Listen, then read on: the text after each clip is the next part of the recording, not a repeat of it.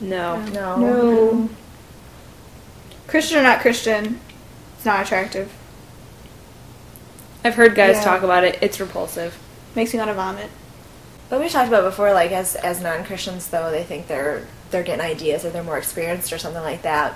But I don't know. I think when it really comes down to it, though, like, the girl just wants to be, like, the most attractive, and if they're looking at all these other girls, I don't think they really like it or they really feel absolutely comfortable with it. Girls don't like to be compared with, like, the perfect girl because we come up so short.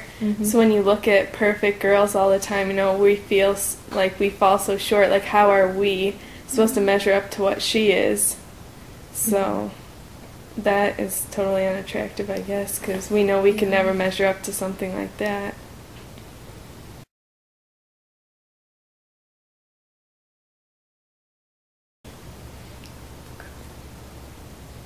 It happens.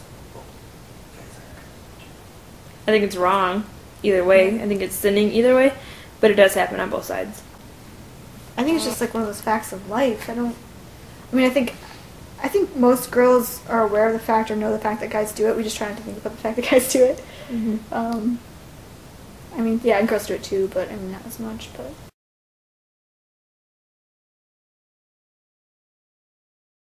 You don't feel them. You don't feel them. It's true. The full underwear are more uncomfortable because then they just ride up, and then it's just a thicker match. yeah, it's uncomfortable right up the worst. Yeah, it's true.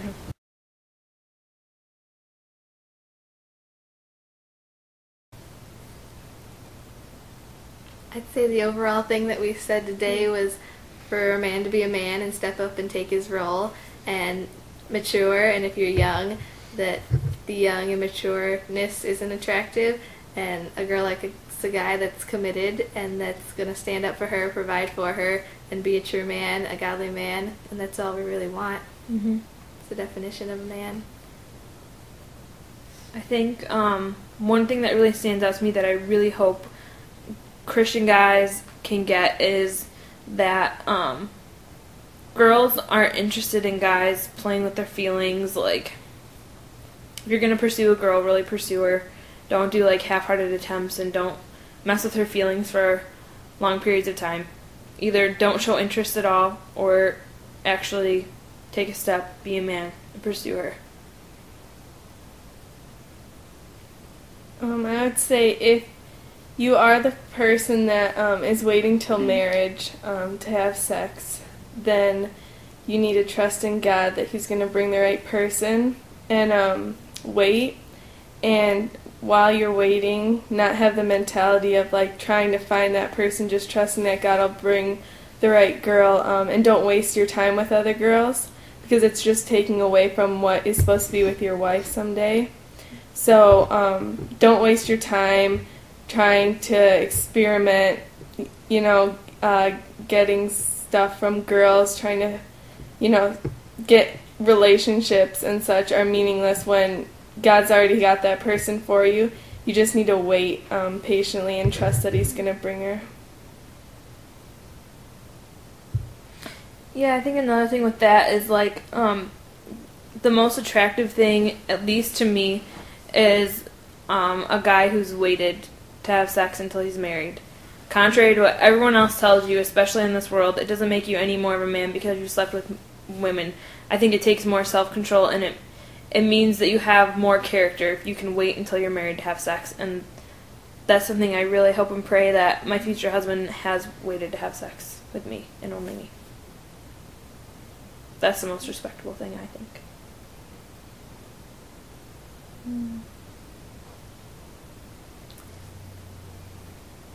I think the one thing that I would like to say is that I think no matter who you are, no matter what the hand you've been dealt in life from God, if you're really attractive or not attractive, or be a man who has a plan in his life and who like lives life on mission, and really just like is a person of integrity and character, because those things are extremely attractive to women, and that self-confidence. And so like I just don't think, like, don't compare yourself to other guys or think that you have to look physically right outward to get a kind of because the kind of girls that are looking for that anyway aren't the kind that are going to make good wives someday or are going to be there for you in the long run.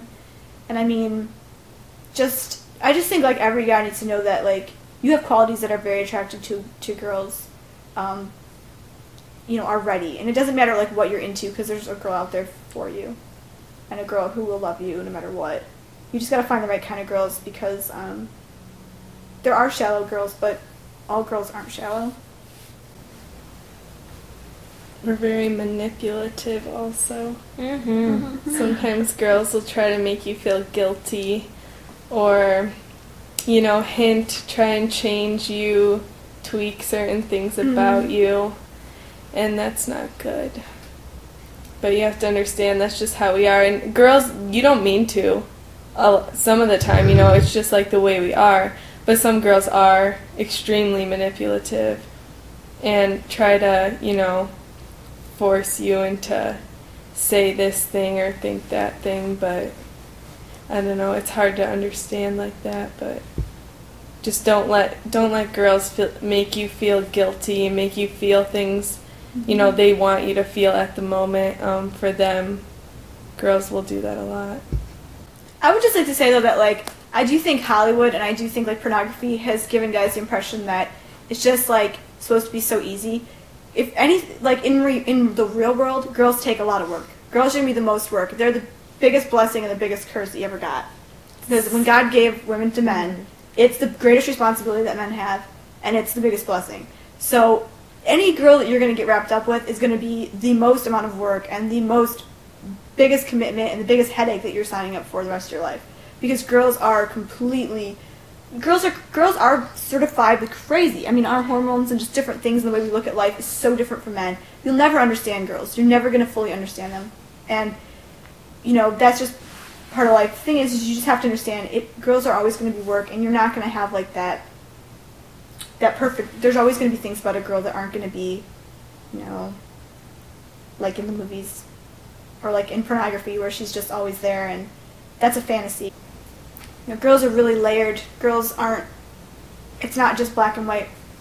Our sexuality is really, really gray, and there's a lot to it, so complex.